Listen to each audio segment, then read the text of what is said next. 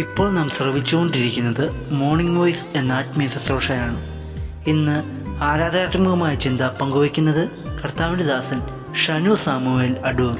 N പേർക്കായി ജീവൻ വയ്ക്കും പ്രഭോ നിന്നെ എന്നും ഈ ദാസനോർക്കും.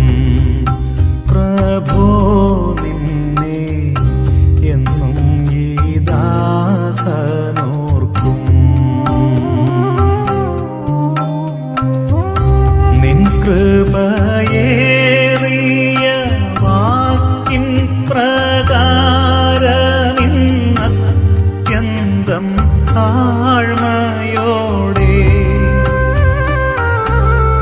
എന്റെ വൻ കടം തീർപ്പാൻ മരിക്കും പ്രഭോ നിന്നെ എന്നും ഈ ദാസനോർക്കും.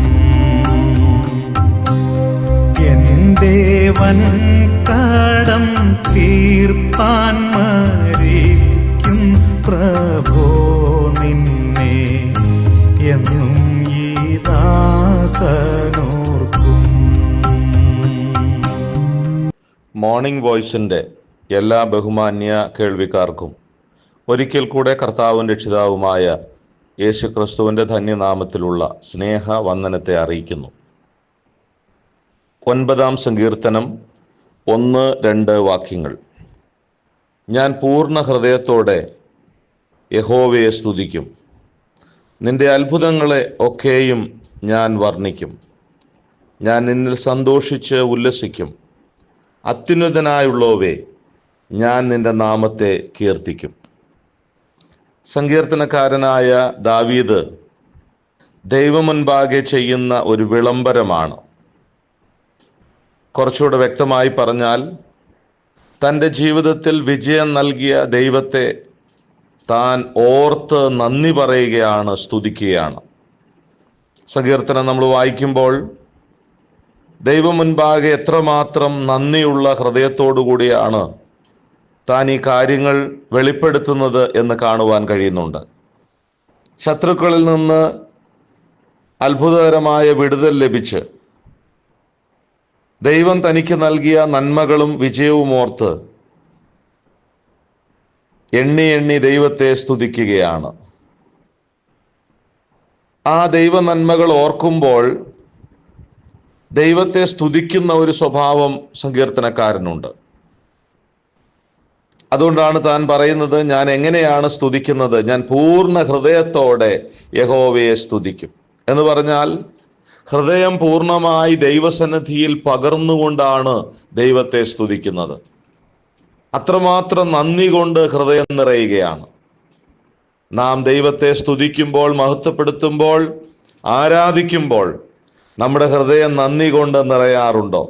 ദൈവം നമുക്ക് ജീവിതത്തിൽ ചെയ്ത നന്മകളെ ഓർക്കുമ്പോൾ ദൈവത്തെ ആത്മാർത്ഥമായിട്ട് ഹൃദയം തുറന്ന് സ്തുതിക്കാൻ നമുക്ക് കഴിയുന്നുണ്ടോ? എന്താ ദൈവം നമുക്ക് ചെയ്ത ഏറ്റവും വലിയ നന്മ?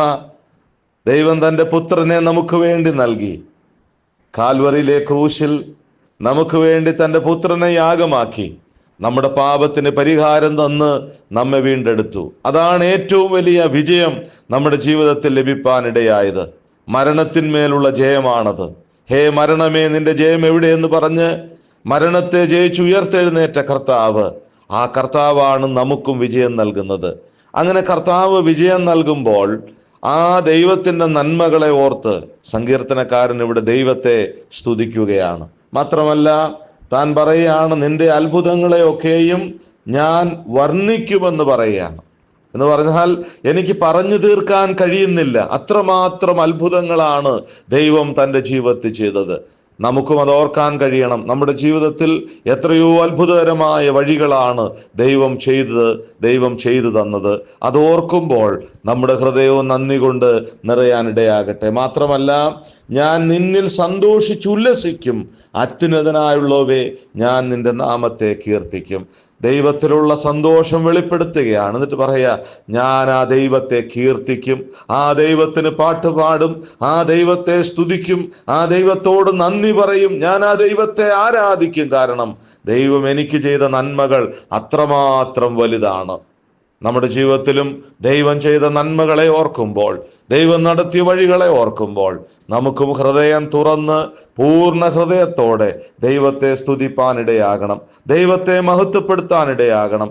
ദൈവം ചെയ്ത ഉപകാരങ്ങൾ ഓർക്കുമ്പോൾ എണ്ണി എണ്ണി സ്തുതിക്കാൻ എത്രയോ കാരണങ്ങളുണ്ട്.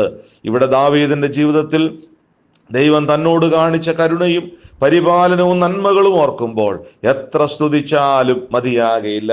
അതുകൊണ്ട് ആ ദൈവത്തെ പൂർണ്ണ ഹൃദയത്തോടെ വളരെ സന്തോഷത്തോടെ ആ ദൈവത്തിന്റെ മഹത്വം എണ്ണി എണ്ണി പറഞ്ഞുകൊണ്ട് ദൈവത്തെ കീർത്തിക്കുകയാണ്, പ്രകീർത്തിക്കുകയാണ്, സ്തുതിക്കുകയാണ്. അതാണ് യഥാർത്ഥത്തിൽ ആരാധന എന്നുള്ളത്. നമ്മുടെ ജീവിതത്തിലും ദൈവം ചെയ്ത നന്മകളെ ഓർത്ത്, ഉപകാരങ്ങളെ ഓർത്ത്, ദൈവം നടത്തുന്ന വഴികളെ ഓർത്ത് നന്ദിയുള്ളവരായി നമ്മുടെ ഹൃദയത്തിൽ നന്ദി കൊണ്ട് നിറഞ്ഞ് ദൈവത്തെ സ്തുതിക്കാനിടയാകണം, ദൈവത്തെ മഹത്വപ്പെടുത്താനിടയാകണം.